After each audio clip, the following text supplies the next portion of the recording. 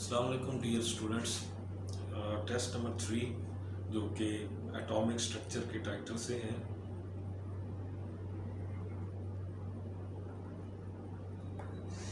उसका जो टेस्ट है वो हम डिस्कस करने जा रहे हैं।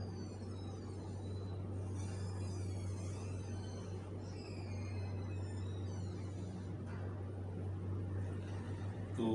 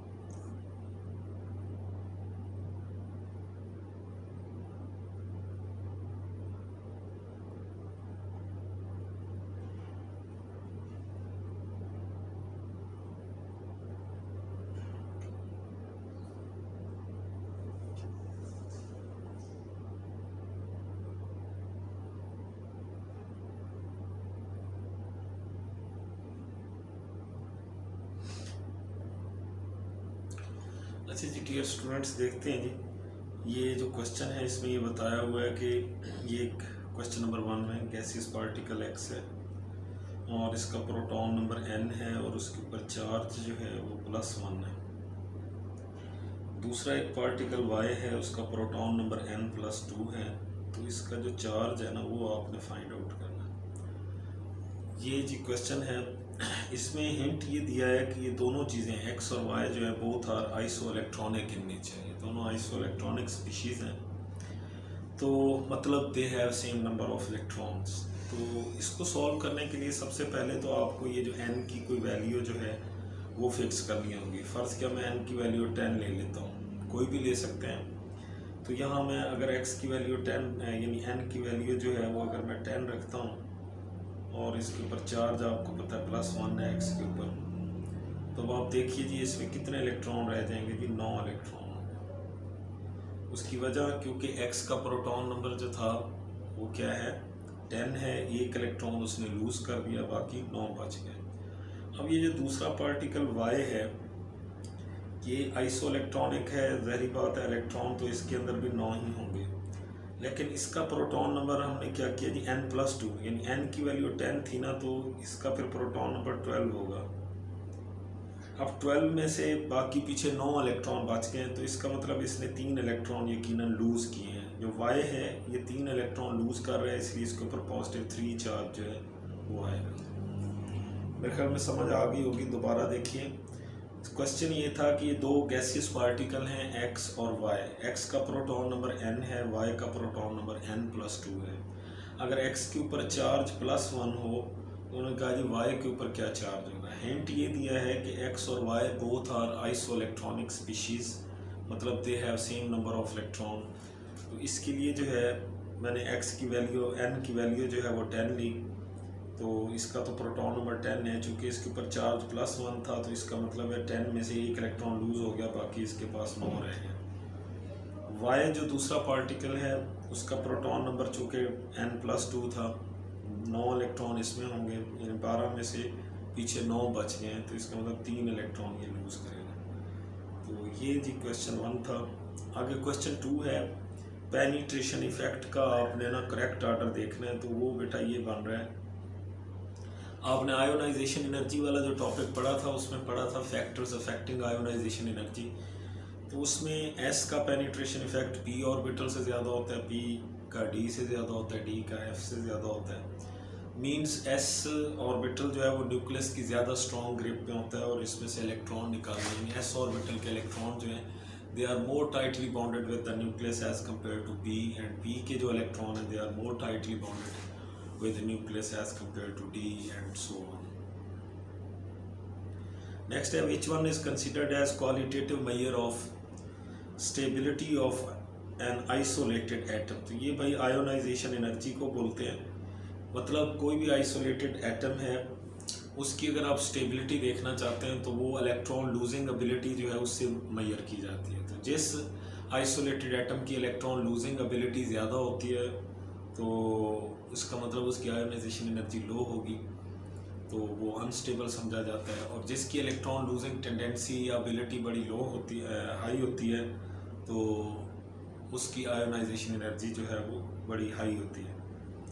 नेक्स्ट जो है आप ये देखिए question 4, the sum of values of all the quantum numbers for pair of electron present in 4d(z)²। अब ये जो 4d(z)² है आपके पास, ये 4d(z)², इसमें वो कहते हैं जी पेयर ऑफ इलेक्ट्रॉन मौजूद है। तो इसके लिए चारों quantum number, principal quantum number की वैल्यू 4 होगी, ज़ाहिर बात है ये 4 डिजिट है। एजीमुथल क्वांटम नंबर d के लिए इसकी वैल्यू 2 होती है। मैग्नेटिक क्वांटम नंबर की वैल्यू d(z)² के लिए 0 होती है। स्पिन क्वांटम नंबर, चूँकि ये पेयर ऑफ इलेक्ट्रॉन है तो ये एक दूसरे की स्पिन को कैंसिल कर देते हैं, तो वो भी 0 होगा। तो इन सारों का सम जो है वो 6 बन रहा है, 4 + 2। तो इस तरह ये बीटा जो है इसका राइट आंसर बनता है। आइसोटोप ऑफ कोबाल्ट, ये कोबाल्ट 60 है, इसके आइसोटोप के बारे में कुछ इन्फॉर्मेशन दे रखी है। पहला, इट कंटेन 33 न्यूट्रॉन, ये तो सही है। न्यूट्रॉन आप कैसे निकालते हैं, मैस नंबर में से चार्ज नंबर जो है वो माइनस करते हैं, तो 60 में से 27 निकालेंगे तो ये वाकई 33 बनते हैं, ये बात तो ठीक है। अगला है, it's nucleus has relative charge of 27+। मतलब ये है, आपको पता है इसका प्रोटॉन नंबर 27 है, एक प्रोटॉन का रिलेटिव चार्ज +1 होता है, तो इस तरह 27 प्रोटॉन का रिलेटिव न्यूक्लियर चार्ज ये 27+ ही रहेगा। आगे, it has different number of neutron from atom of other isotope, ये भी सही है क्योंकि तमाम आइसोटोप्स में न्यूट्रॉन्स की तादाद एक दूसरे से मुख्तलिफ होती है। तो सो कोबाल्ट 60 के हवाले से ये जो 3 स्टेटमेंट्स दी रखी हैं, ये तीनों ही बेटा करेक्ट है। आगे है, 3d subshell and 4p subshell have same n+l value, which order of arrangement of subshell is correct. अब देखो जी, ये 3d का बन रहा है जी n+l वैल्यू 5, 4p की भी 5 बन रही है, और 4s की कितनी बन रही है, 4 + 0, और 4d की बन रही है 6। तो ये तो गलत ऑर्डर है, क्योंकि ये n+l वैल्यू या n+l रूल ये है कि orbital are arrange in increasing order of n+l value. तो ये इंक्रीजिंग ऑर्डर तो नहीं है, या तो 4 पहले होता 5 बाद में आ जाता, ठीक है।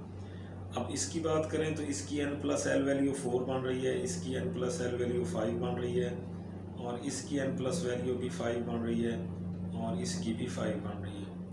तो ये ऑर्डर जो है वो ठीक लग रहा है, क्योंकि n+l वैल्यू इंक्रीज हो रही है, और आपने ये रूल में पढ़ा हुआ है, if 2 or more orbitals have same n+l value then the orbital with smaller value of n is written first। तो ये 5s, 4p, 3d, चूँकि इन तीनों की n+l वैल्यू सेम थी तो हमने 3d को पहले लिखा।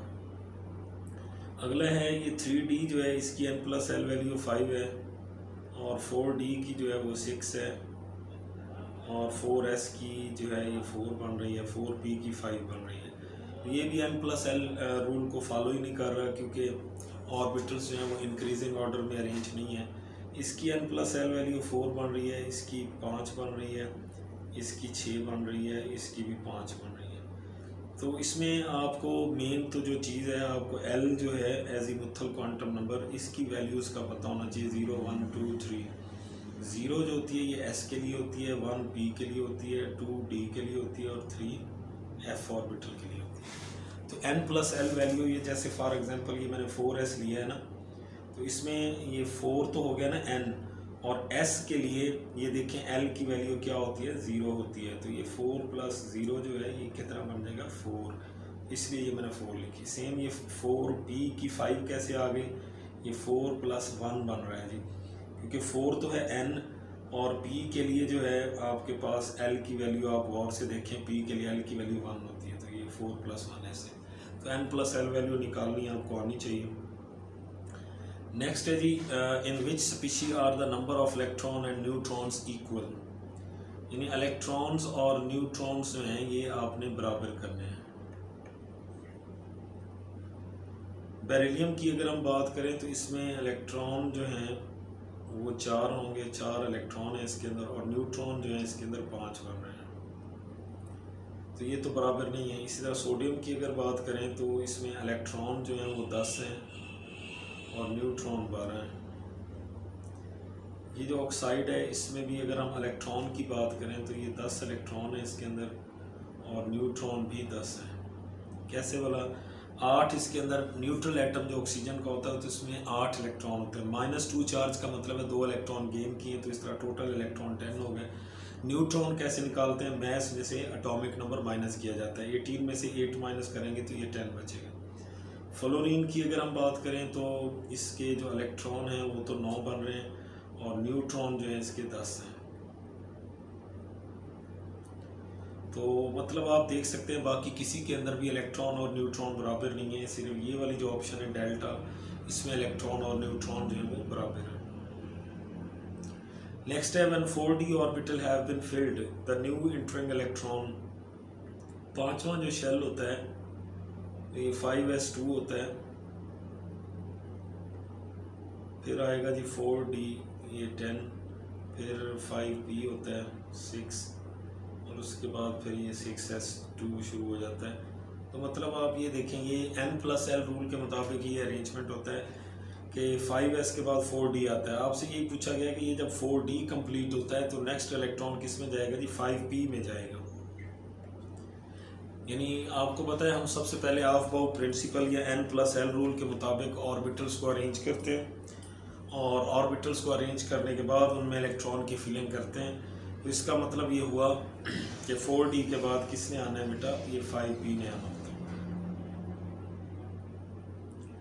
नेक्स्ट है which species has both the same number of neutron and the same number of electron as an carbon 14। अब ये देखें ये कार्बन 14 जो है मतलब ये कार्बन का मैस 14 है और एटॉमिक नंबर 6 है। तो इसमें हमने न्यूट्रॉन और इलेक्ट्रॉन देखने हैं, तो इसमें आपको पता है न्यूट्रॉन जो है वो तो 8 बन रहे हैं कि 14 में से 6 माइनस करो ना तो ये 8 बनते हैं। जहाँ तक इलेक्ट्रॉन की बात है तो वो 6 इलेक्ट्रॉन है। तो आपने कोई ऐसी चीज़ इनमें से देखनी है जिसमें 8 न्यूट्रॉन और 6 इलेक्ट्रॉन हो। अगर हम ये पहली ऑप्शन को देखते हैं, देखिए नाइट्रोजन का एटॉमिक नंबर 7 होता है, फ्लोरीन का 9 होता है, ऑक्सीजन का 8 होता है और सिलिकॉन का 14 होता है।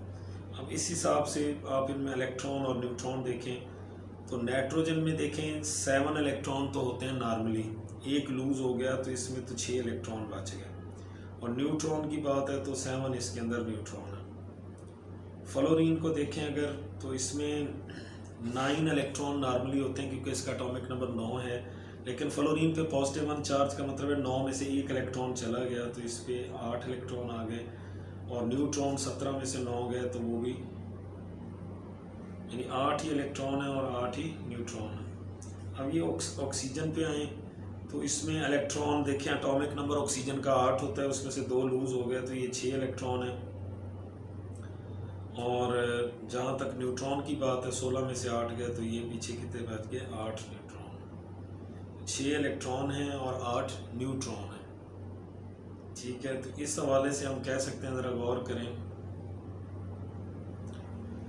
कार्बन 14 में भी 8 न्यूट्रॉन और 6 इलेक्ट्रॉन है इधर भी, तो यही हमारा फिर आंसर चार्ली बनेगा। सिलिकॉन को अगर आप देखें तो इसमें 14 ही न्यूट्रॉन बन रहे हैं और 14 ही इलेक्ट्रॉन बन रहे हैं, तो इसके तो इलेक्ट्रॉन न्यूट्रॉन कार्बन 14 के इक्वल नहीं है। Which one of the following is iso electronic. Iso electronic species वो होती हैं जिनमें इलेक्ट्रॉन्स की तादाद बराबर होती है। अब आप देखें ये पोटाशियम आयन जो है इसमें वैसे तो 19 होते हैं, एक लूज़ हो गया, इसमें 18 इलेक्ट्रॉन हैं, इसमें भी 18 हैं, इसमें आर्गॉन में भी 18 होते हैं। तो ये पहला आंसर ही ठीक है। ये तीनों जो इस ऑप्शन ए में जितने भी मौजूद हैं तीनों के इलेक्ट्रॉन बराबर हैं, तीनों में 18 इलेक्ट्रॉन्स हैं। इधर बात करें तो इसके 18 इलेक्ट्रॉन हैं, इसके भी 18 हैं और इसके जो है वो 10 बन रहे हैं। फ्लोरीन ये 10 बन रहे हैं, ये 18 बन रहे हैं। ब्रोमाइड ब्रोमीन का एटॉमिक नंबर जो है 35 और ये 36 इसके इलेक्ट्रॉन बन रहे हैं। इसके 10 बन रहे हैं, इसके जो है ये भी 18 बन रहे हैं और ये भी 18। तो आप देखें बाकी किसी ऑप्शन में जो मतलब 3 आयन्स दिए हुए हैं या आयनिक स्पीशीज़ दी हुई हैं, उनके इलेक्ट्रॉन आपस में बराबर नहीं है।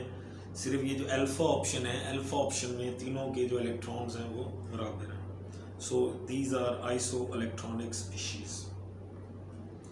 नेक्स्ट है जी, which one has highest electron affinity, तो वो क्लोरीन की होती है सबसे ज़्यादा पूरे पीरियोडिक टेबल में 349 किलो जूल पर मोल।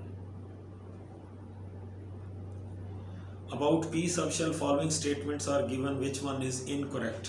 पहली, they are disposed along one of the axes, ये तो ठीक है, आपने पढ़े हुए ना, पी वाले 3 होते हैं, पी एक्स है, पी वाई है, पी जी है, तो ज़ाहिर बात है ये तीनों में से किसी एक एक्सेस के अलोंग जो है वो अरेंज होते हैं।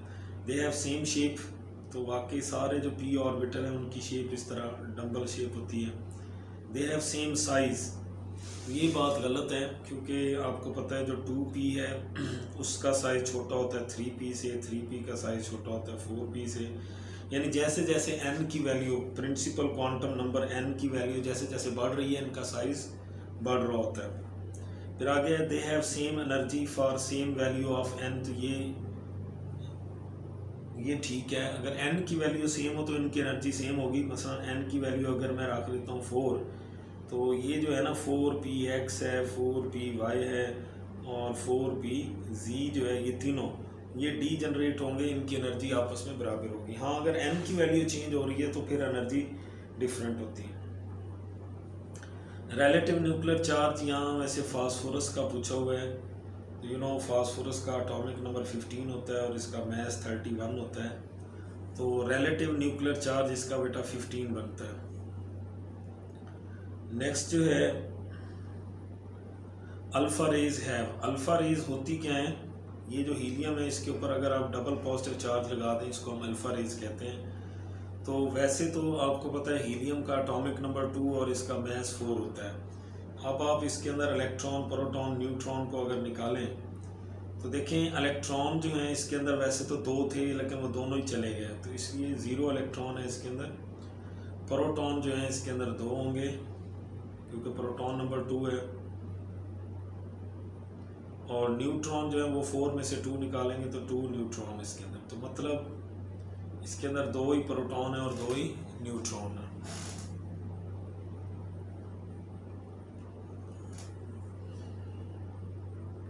Which one has highest value of n+l, तो n+l वैल्यू इसकी अगर आप निकालें तो ये 3+2 ये मतलब 5 बन रही है, इसकी 5+3 यानी ये 8 बन रही है, ये 6+0 6 बन रही है, 5+1 6 बन रही है। तो ये आपको पता है ना, l की वैल्यूज़ जो हैं ये 0 1 2 3, 0 s के लिए, 1 p के लिए, 2 d के लिए और 3 f के लिए। बाकी n जो होता है, ये जो डिजिट साथ लिखा होता है किसी भी ऑर्बिटल के, ये n की वैल्यू होती है। Total number of electron in dichromate ion. अब यहाँ क्रोमियम का हमने सिर्फ इलेक्ट्रॉन ही देखने हैं, तो सो एटॉमिक नंबर 24 होता है, तो 2 क्रोमियम में 48 इलेक्ट्रॉन होंगे, ऑक्सीजन के 7 एटम में 56 होंगे, और 2 इलेक्ट्रॉन ये गेन भी किए हुए हैं ना, तो ये टोटल जो है 58 और 8 जो है ये 66 और ये 106 बन रहे हैं।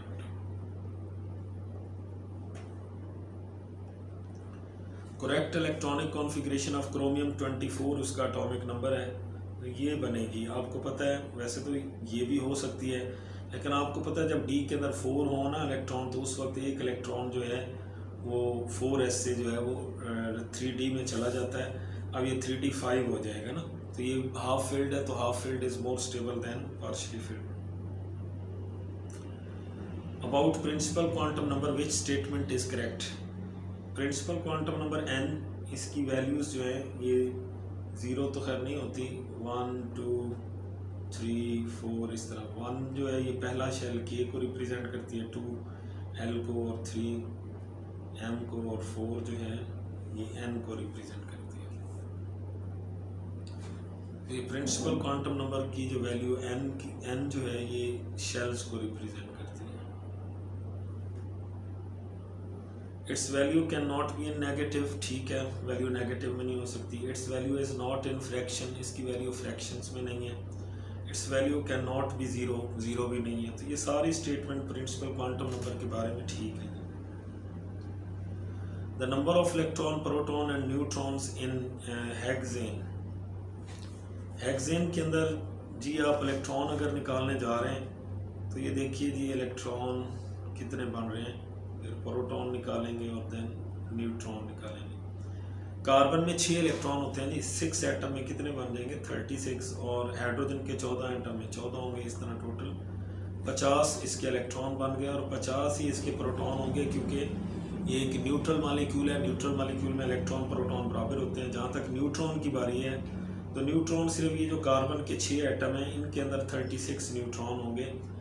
तो हाइड्रोजन के 14 एटम में न्यूट्रॉन नहीं होगा, क्योंकि हाइड्रोजन एटम में कोई न्यूट्रॉन होता ही नहीं, क्योंकि ये प्रोटियम एटम है हाइड्रोजन का। 1 - 1 जो है ये 0 न्यूट्रॉन। तो इसलिए आज से ये है जी 50 इलेक्ट्रॉन है, 50 प्रोटॉन है और 36 इसके अंदर क्या होते हैं न्यूट्रॉन। n+l वैल्यू 6d के लिए जी ये है 6 + 2 यानी 8 बनेगी। विच one has electronic configuration just like argon. देखें जी फास्फोरस का एटॉमिक नंबर कितना होता है 15, सल्फर का 16 होता है, क्लोरीन का 17 होता है। अब 15 और 3 इलेक्ट्रॉन गेन कर रहे हैं तो टोटल इलेक्ट्रॉन कितने हो गए जी 18। सेम सल्फर है तो इसके भी 16 थे, 2 गेन हुए, तो ये भी जनाब इसके भी इलेक्ट्रॉन टोटल 18 हो गए। क्लोरीन है क्लोराइड आयन 17 और इसका भी 1 गेन हो गया, तो इसके लिए भी टोटल 18 इलेक्ट्रॉन इसके भी बनते हैं। तो ऑल ऑफ दीज आएगा। इन तीनों की इलेक्ट्रॉनिक कॉन्फ़िगरेशन जो है ये आर्गॉन जैसी होती है।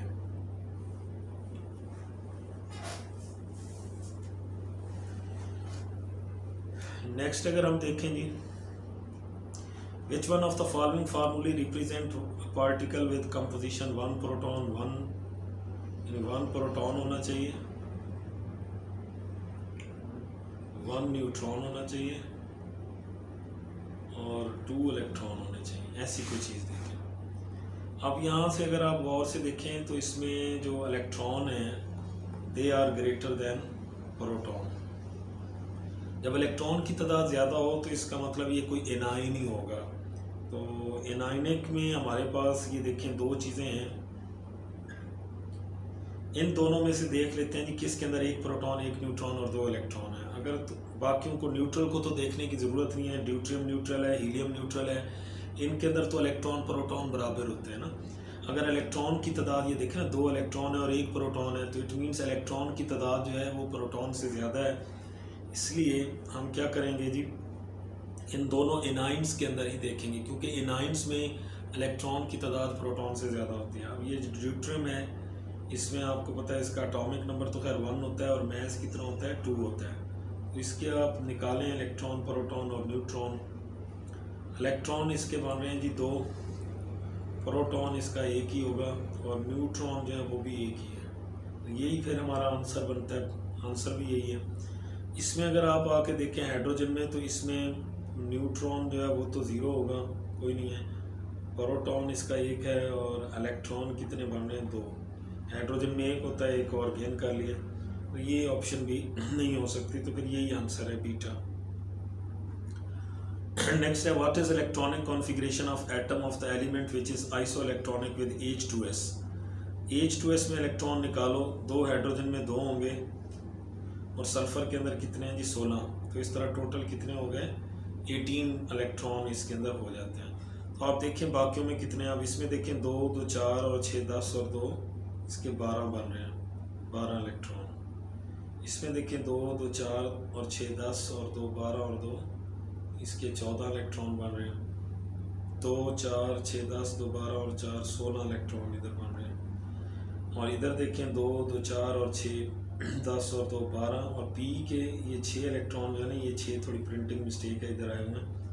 तो ये जनाब वही 18 बन रहे हैं। तो मतलब हमारा फिर ये डेल्टा आंसर होगा।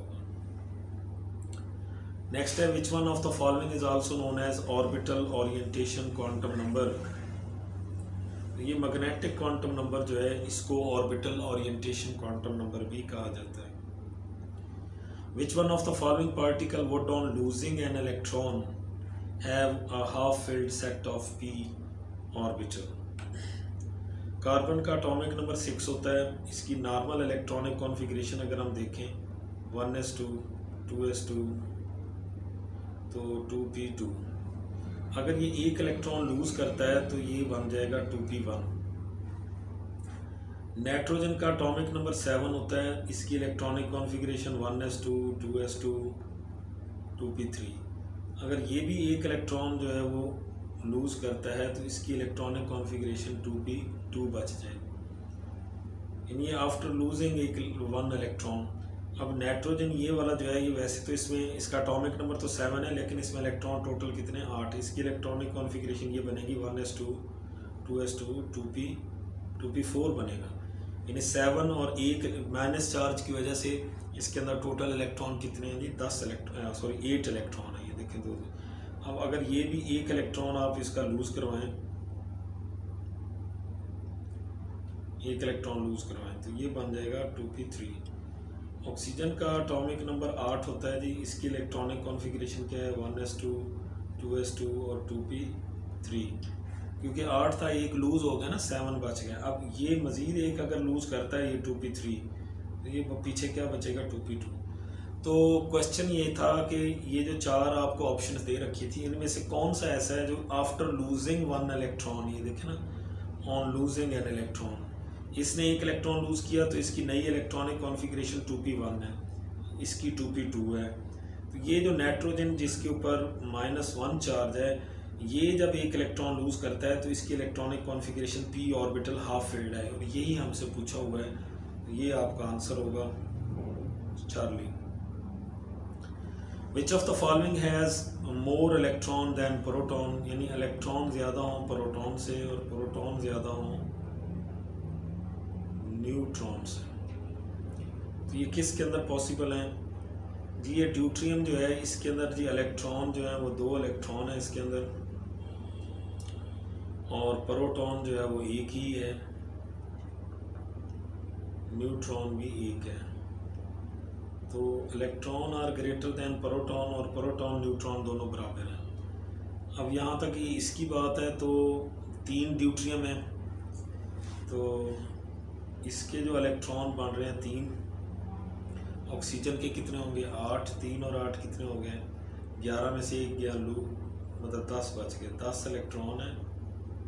और फिर प्रोटॉन जो है वो कितने होंगे 3 और 8 11, यानी 11 प्रोटॉन है।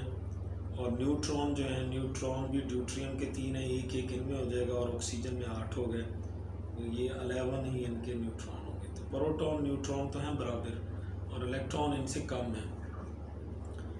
हीलियम की बात करें तो इसमें इलेक्ट्रॉन 1 है, प्रोटॉन 2 हैं, और न्यूट्रॉन कितने होंगे 2 न्यूट्रॉन हैं, तो ये भी दोनों बराबर हैं। हाइड्रोक्सल आयन को अगर हम देखें तो इसमें 8 ऑक्सीजन के इलेक्ट्रॉन है, हाइड्रोजन का 1 हो गया 9 और 1 10 इलेक्ट्रॉन है। प्रोटॉन कितने होंगे ऑक्सीजन के 8 और हाइड्रोजन के 9, तो 9 प्रोटॉन है। और न्यूट्रॉन ऑक्सीजन वाले ही हैं बस 8 न्यूट्रॉन, क्योंकि हाइड्रोजन में कोई न्यूट्रॉन नहीं होगा। तो so electron are greater than proton, proton are greater than neutron. यही हमारी रिक्वायरमेंट है, यही आपका पॉसिबल आंसर है।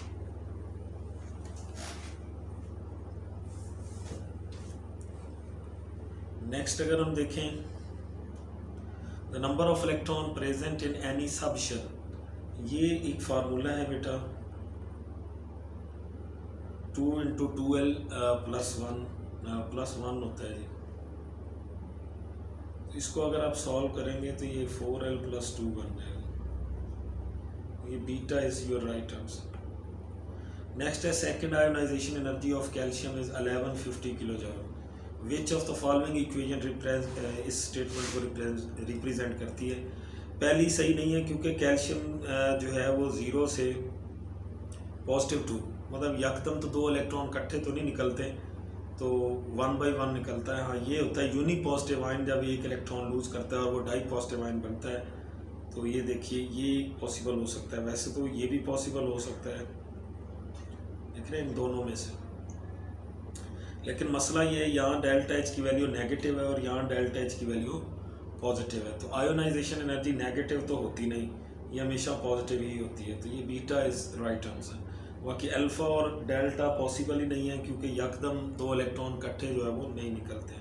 सेकेंड आयोनाइजेशन एनर्जी यही होती है कि यूनी पॉजिटिव आयन जो है वो जब एक इलेक्ट्रॉन लूज़ करता है और वो डाई पॉजिटिव आयन बनता है, उसके लिए जो एनर्जी अब्जॉर्ब होती है उसको हम सेकेंड आयोनाइजेशन एनर्जी कहते हैं। नेक्स्ट है which element possess largest second ionisation energy. तो देखिए जी, सोडियम की इलेक्ट्रॉनिक कॉन्फ़िगरेशन आपको पता ये है। फर्स्ट आयोनाइजेशन एनर्जी, पहला इलेक्ट्रॉन जब लूज़ करता है सोडियम, तो इसकी बाकी इलेक्ट्रॉनिक कॉन्फ़िगरेशन 2-8 यानी नियॉन नोबल गैस जैसी हो जाती है। तो अब जब एक इलेक्ट्रॉन लूज़ करने के बाद ये नोबल गैस जैसी इलेक्ट्रॉनिक कॉन्फ़िगरेशन अचीव कर लेता है, तो ये स्टेबल हो गया। अब इसमें से जो सेकंड इलेक्ट्रॉन है वो निकालना बहुत मुश्किल हो जाता है, जबकि ये जो नियॉन है नोबल गैस, इनकी फर्स्ट आयोनाइजेशन एनर्जी बहुत हाई होती है, क्योंकि इनके ऑक्टेट कंप्लीट होते हैं, इनकी सेकंड लो होती है। नेक्स्ट है which equation is used to define the first ionization of bromine. तो फर्स्ट आयोनाइजेशन एनर्जी जो होती है वो होता है आइसोलेटेड गैसियस एटम। देखें ये ब्रोमीन का आइसोलेटेड गैसियस एटम है, आइसोलेटेड गैसियस एटम है। एक इलेक्ट्रॉन लूज करता है तो वो यूनी पॉजिटिव आयन बनता है, ठीक है। तो ये तो ठीक हो सकती है, लेकिन इसमें जो है आफ्टर लूजिंग इलेक्ट्रॉन इनके ऊपर नेगेटिव चार्ज दिया हुआ है, तो दिस इज़ नॉट पॉसिबल। यही जो है इसका करेक्ट आंसर हो सकता है बीटा। बाकी चार्ली और डेल्टा इसलिए नहीं है क्योंकि इसमें ब्रोमीन का एटम आइसोलेटेड ही नहीं है, वो डाई एटॉमिक फॉर्म में है। आपको पता है किसी भी एटम को आयोनाइज करने के लिए फ़र्स्ट ऑफ ऑल आप उसको उसकी जो एटॉमाइजेशन है वो करते हैं, मतलब उसका आइसोलेटेड गैसियस एटम बनाते हैं, फिर उसमें से एक इलेक्ट्रॉन जो है वो निकाला जाता है। तो ये देखिए जी, इसमें आपके पास आता है जी Hund's rule is used for, तो ये डी जनरेट ऑर्बिटल पे ही एप्लीकेबल होता है कि इसकी स्टेटमेंट आपने पढ़ी है कि if degenerate orbitals are available, मतलब इक्वल एनर्जी वाले ऑर्बिटल अवेलेबल है और उनमें आपने इलेक्ट्रॉन्स की डिस्ट्रीब्यूशन करनी है, तो ये है कि रूल ये है कि electron are placed in the separate orbital with same spin rather to place them in the separate orbital with opposite spin. Exothermic process जो है ये फर्स्ट इलेक्ट्रॉन अफिनिटी, ये देखिए क्लोरीन का आइसोलेटेड एटम है, उसमें आप एक इलेक्ट्रॉन ऐड करके यूनी नेगेटिव आयन बना रहे हैं, this is first electron affinity. ये हमेशा इसकी डेल्टा एच जो है वो नेगेटिव होती है, ये एक्सोथर्मिक प्रोसेस है। तो ये जो फर्स्ट आयोनाइजेशन है ये वैसे ही एंडोथर्मिक होती है। ये थर्ड इलेक्ट्रॉन अफिनिटी है, ये वाली जो इक्वेशन है ये थर्ड इलेक्ट्रॉन अफिनिटी को रिप्रेजेंट कर रही है, और ये सेकंड इलेक्ट्रॉन अफिनिटी को। तो सेकंड इलेक्ट्रॉन अफिनिटी और थर्ड दोनों ही क्या होती हैं, ये पॉजिटिव होती हैं। तो यही डेल्टा हमारा आंसर बनता है। 33 है जी, which isotope of an element in the third period of the periodic table contains the same number of neutron as. इसमें जी आपके पास आता है जी सल्फर, जिसका एटॉमिक मास 32 और एटॉमिक नंबर 16 है, क्योंकि ये थर्ड पीरियड के अंदर यही सल्फर ही पाया जाता है। सोडियम, वैसे तो सिलिकॉन भी पाया जाता है, सोडियम मैग्नीशियम सिलिकॉन, वैसे ये सारे थर्ड पीरियड के हैं। सल्फर के अंदर जो है इलेक्ट्रॉन की तादाद कितनी है जी, न्यूट्रॉन 32 में से 16 गए, तो इसके अंदर 16 न्यूट्रॉन है। सोडियम के अंदर न्यूट्रॉन जो है वो 12 होंगे, मैग्नीशियम में भी न्यूट्रॉन 12 हैं, सिलिकॉन में 14 हैं, और फास्फोरस जो है इसके अंदर बनते हैं वही 16, 31 में से 15 है। तो यही हमारा आंसर होगा कि फास्फोरस के अंदर न्यूट्रॉन की तादाद और सल्फर के अंदर न्यूट्रॉन की तादाद दोनों बराबर हैं। तो ऐसी स्पीशीज़ जिनमें न्यूट्रॉन बराबर हों हम उनको आइसोटोनिक स्पीशीज़ कह सकते हैं।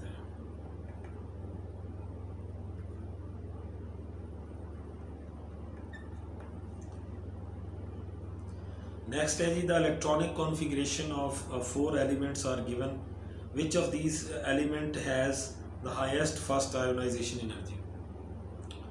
पहली अगर आप ऑप्शन देखें, चार्ली और डेल्टा के अंदर जो है वो 3 शेल तक काम जा रहा है, 3 इसमें 3s1 है, इसमें 3p2 3p3 है, जबकि अल्फ़ा और बीटा जो है ये इनकी इलेक्ट्रॉनिक कॉन्फ़िगरेशन 2 शेल तक महदूद है।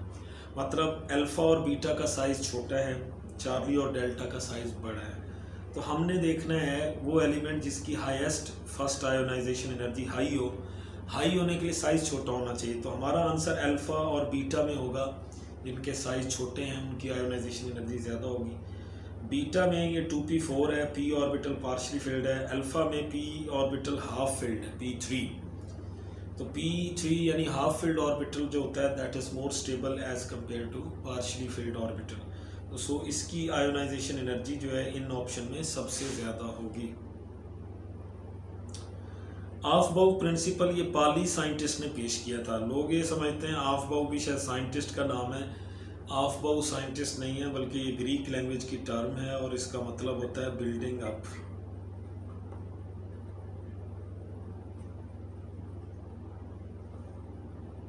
तो this is building up principle ना। The elements of which group of the periodic table possess minimum first ionisation energy. तो ये अल्कली मेटल्स ही ग्रुप फर्स्ट है, इनकी आयोनाइजेशन एनर्जी जो होती है वो मिनिमम होती है। और मैक्सिमम की अगर बात पूछी जाए तो वो ग्रुप 8 थे, यानी नोबल गैसेस आती हैं। Which one is considered as qualitative measurement of attraction of the nucleus for external electron. जनाब ये इलेक्ट्रॉन अफिनिटी है, क्योंकि ये देखें ये आपके पास फ़र्ज़ किया एक कोई एटम है और ये कोई एक्सटर्नल इलेक्ट्रॉन है। अब इस एक्सटर्नल इलेक्ट्रॉन को न्यूक्लियस अपनी तरफ अट्रैक्ट करता है, इसीलिए इलेक्ट्रॉन अपनी सरप्लस एनर्जी रिलीज़ कर देता है सराउंडिंग में and it become added in the valence shell of that atom. अब देखें अगर तो एटम का साइज़ है छोटा तो उसका न्यूक्लियस एक्सटर्नल इलेक्ट्रॉन को ज़्यादा फोर्स के साथ अट्रैक्ट करेगा। अट्रैक्शन ज़्यादा होगी तो एनर्जी भी ज़्यादा रिलीज़ होती है। यानी ये जो नेगेटिव साइन है ये अट्रैक्शन को भी शो करता है, या एनर्जी रिलीज़ हो रही है उसको शो करता है। तो ये जितनी अट्रैक्शन ज़्यादा होगी एनर्जी उतनी ज़्यादा रिलीज़ होती है। तो मतलब large negative value of electron affinity का मतलब हाई इलेक्ट्रॉन अफिनिटी है, मतलब न्यूक्लियस की अट्रैक्शन फॉर एक्सटर्नल इलेक्ट्रॉन वो बहुत ज़्यादा है। क्वांटम नंबर वैल्यूज़ 2p के लिए जी, तो n की वैल्यू तो ज़ाहिर बात है क्या होगी जी, इसके लिए 2 है, और l की वैल्यू जो है वो 1 आएगी p के लिए। तो यही बीटा इसका आंसर बन रहा है।